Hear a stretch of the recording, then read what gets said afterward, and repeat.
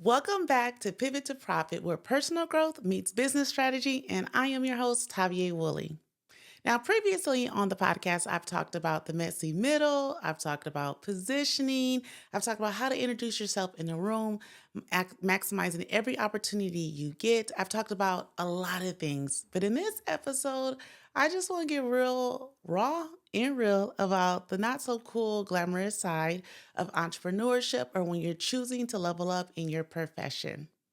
When you're doing well, or it appears that you're doing well, you start to attract all kinds of people, like moths to a flame. Sometimes those people could be amazing people who are going to open doors, pour into you, love you, make sure you're connected to the right resources. And then there's the other people. Now, I think when we know good people are around us, we receive that. We take that in warmly. But I want to talk about the wolves in sheep clothing that we don't always immediately recognize. And sometimes by the time we recognize who they really are, it might be too late. So I'm going to share three kind of examples of people and their characteristics that you might want to be mindful of and how it can hinder your progress and slow down your momentum. And quite honestly, in extreme cases, it could cost you a lot. Now, I'm not speaking about what I know, like in theory. I'm speaking about things that I've experienced and how I've managed those things. So sit down, grab something to write with, sip some tea, because I might be spilling some tea on the three types that you should be aware of. So here's my first point I'd like to make. Sometimes these people are not like strangers that just come off the street. These are people who are probably already in your atmosphere, your ecosystem. Maybe they've been outliers. Maybe they've been to the side. Maybe they've been slowly encouraging you, quietly encouraging you throughout the process, right? Sometimes these people come with big smiles, religious babble, throw in a few scriptures, maybe a cliche or two, but nonetheless, they don't show up as a wolf. They show up as someone who wants to be a part of the journey, who wants to support you and encourage you, and is down for the cause. So, type number one is probably a fellow entrepreneur. They say they have a business. You see them doing their business activities out in the community or whatever ecosystems you all run into with each other. So you have no doubt that they're an entrepreneur, they have a business. But if you look closely at it, you might see that they are not operating at the same intensity and level and profitability that you are. But nonetheless, you're like, they're an entrepreneur. This person might come to you and ask to be mentored by you, want to be in your space, just want to help out. I would say that's actually red flag number one. Anyone who's an entrepreneur and is really heavily pursuing their goals, their business, and trying to scale whatever they have going on doesn't have the time to pour into you or to even help you or buy into your vision. I would say that this person might only be there to see what your secret sauce is, to leech off of you. And as young people say, aura farming, they just want to be in your presence because they're hoping it rubs off, that they get some of your context. They want to be affiliated with you so that they can throw your name later and get whatever it is they're trying to get. This person is probably going to come with a big old smile, as I stated earlier, and probably throw some scriptures and encourage you at times, but sometimes you need to look a little bit closer because their actions and what they're saying don't add up. They're saying that their business is doing well, but yet they're always hanging out with you and helping you and listening to you and pulling from you. They say things like, oh no, I can retire at any point. I don't really need this, or blah, blah, blah, blah, blah, right? Like there's something else going on. Like everything is so huge. But again, anyone who's hustling and working hard for whatever they have going on doesn't have the time to pour into what you have going on. I want to throw in this nuance. There are definitely other entrepreneurs and business owners or professionals who are achieving at a high level that will take the time to pour into you, have a coffee date, meet with you, share some insight. But someone, because this is different, someone who spends like hours with you, maybe even work for you, even suggest that they can volunteer just so they can learn from you, is not producing at a high level. So don't be fooled by those who come bearing gifts, who look like they want to help you, because deep down they are watching you. They're looking to take up any additional information or resources that you may have to offer. and their good intentions are in fact not good. All right, person number 2. Now, this person, you might see them in your community. You might work with them on a few projects. They might be volunteer their time at the same place you're volunteering your time. They talk a big game. They are spouting out their credentials like it's water, okay? They have so many credentials, so much work experience. They've met all the right people, yet they're here volunteering at the same place you're volunteering at. Be wary of the person who talks a big game, because in fact, their words and actions don't lie. These people also show up with a whole lot of opinions, right? But they never have an actual solution. Or if they too are running a business and they have a whole lot of opinions on what you should do in your business, but they're not applying those things in their business, that should let you know now that they're just a big talker. They have no actual evidence to back up anything that they're doing. So be wary of those with the big credentials, all the experience, highly opinionated, but they're not even applying their own advice to their own business or their career. They're usually like the loudest person in the room, or the person who always has to have something to say, or the person who literally leads with their credentials in every conversation, even if the conversation doesn't merit introduction of my credentials. Person number 3 is a little bit more personal. They are probably closest to you. They've been there for many, many years.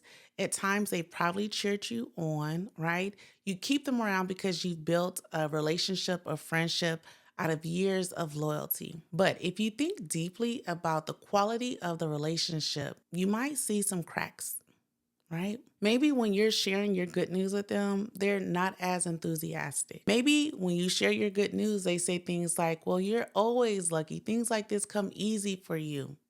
Must be nice. I know this is probably like your best friend, your spouse, your boyfriend, your girlfriend, your cousin, your mom. I don't care what the title is that this person has to you. They too can be a toxic person to have around you when you are growing your business or growing as a professional or just evolving as a person. I really want to highlight this because I think sometimes because the relationship is so close and we've known them for so many years that it's hard to differentiate if they truly mean you well or their intention is to cause harm. But ask yourself, every time they have something to say to you about something you're working on, does that communication make you feel good? Are you feeling grounded after engaging with them? Or do you find yourself questioning yourself over and over again because of the little words that they say? If you find yourself questioning yourself after that engagement with that individual, it's worth diving even deeper into the quality of the relationship, why you're even keeping them around, and do they really serve a larger purpose? Because sometimes people are only meant to be in our lives for a reason, a season, or a lifetime. And quite honestly, not everybody is meant to be in it for a lifetime.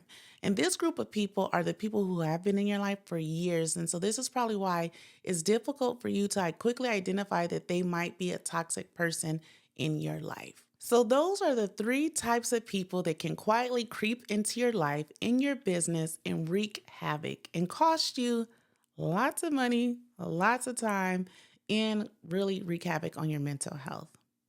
So let's recap. Person number 1 is the one who's overly excited to be involved in your business. They might have a business too, but nonetheless, they're not producing at the same level that you're producing at. They always want to volunteer. They want to be around you. They want to pick your brain. They usually come with a big smile. Sometimes they're cheering you on, but occasionally they're giving you backhanded compliments. Please line up what they say and what they do so that you can quickly identify if this person needs to be around you at all. Person number 2 is the big talker. They have the credentials. They always have something to say. They sound credible. But again, if you listen deeply, what they say and what they do don't line up. All the advice and knowledge that they're spewing out to you, they don't even apply in their own life or business.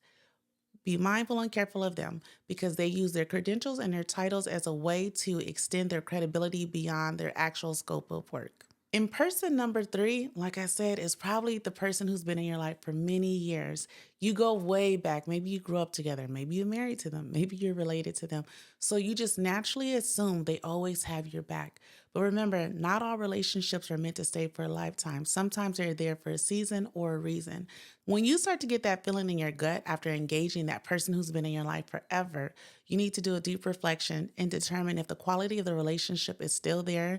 Has it gone as far as it's going to go? Do you need to replace them, remove them, block them, or love them from a distance? But the point of this person is never assume that just because someone's been in your life for an extremely long time, that they are still good for your life. Because toxic relationships like that can eat away at you, start to wreak havoc on your mental health, slow down your progress, and then you'll never get to where you actually want to go in life. When we don't check these three types of people, here are the consequences, right? Let's go with the big one, money. It will cost you a lot of money. Trust me, I know from experience, and I'm trying to save you. It could cost you a lot of money. Don't do it, y'all. All right. Number two is when you're an entrepreneur or you are trying to achieve a huge goal, you need all of your mental capacity, your emotional awareness. You need that focus, you need that energy to be able to pursue your goals. People like that will slowly wear on you. You'll lack focus, you'll lack enthusiasm, you'll find yourself being distracted, and you'll find yourself like ruminating over these conversations and relationships and patterns that you're seeing in these individuals. So those type of relationships will wreak havoc on your focus and your capacity to do big things. And when one and two have been impacted, the last thing that can be impacted is your momentum. You will start to slow down. You will start to lose attraction that you once had. Quite honestly, it becomes like a snowball. It continues to roll into a bigger issue. So eliminate these individuals from your life so that your momentum doesn't slow down. Now, in the event this podcast is too late and you've encountered one of those three types or all three types of people, like myself, and kind of in the same time frame, here's some tips on how to pivot or bounce back. Tip number one, get very clear that these people, while their intentions, or at least their verbalized intentions, might have sounded well and good and all of that, that the impact of their integrity, their personality, and how they've interacted with you has caused harm. Maybe even journalists, write it down, reflect on it, talk to a therapist, talk to a trusted confidant, but get clarity that their impact was harmful and it caused you to slow down on whatever it is that you want to do, or some maybe even cause you to come to a halt, a complete stop. Once you purged all these feelings and thoughts and reflection, and you just got it out of yourself, then you want to decide, how do you want to start again? Now, obviously, you're not going to be starting from scratch. You're just going to be starting from a new point of reference. And that's a good thing because now you've had a life lesson, a hard one, but nonetheless, it's a life lesson. And now you can build that into your business plan or your strategy of how to avoid it the next time around. And three, depending on how much harm was caused to you in your business or your career endeavors or whatever it is, you might need to seek out support from other individuals within your circle who can help you bounce back. There's nothing wrong asking for help and support. We just need to make sure we're asking it from individuals who truly have the capacity, the skill set, and the genuine desire to help us be successful in our endeavors. And I think in my last tip that I want to encourage anyone is, guess what? There's going to be another point in your career and in your endeavors. You're going to come across these individuals and probably more individuals with different types and personalities again. Prepare for how you will handle those types of individuals in the future. When you continue to level up in your life, you're going to attract the good, the bad, and the ugly. But because we're smarter than that, we are going to work on our boundaries, our strategies, and how to bounce back when we hit a bump in the road. Well, I hope this raw and real episode gives you some insight on how to identify these people in your life, how to bounce back from them, and how to make sure this doesn't happen again to you. Thank you again for tuning in to Pivot to Profit, where personal growth meets business strategy. I'm your host, TaVia, and I look forward to seeing you again in the next episode.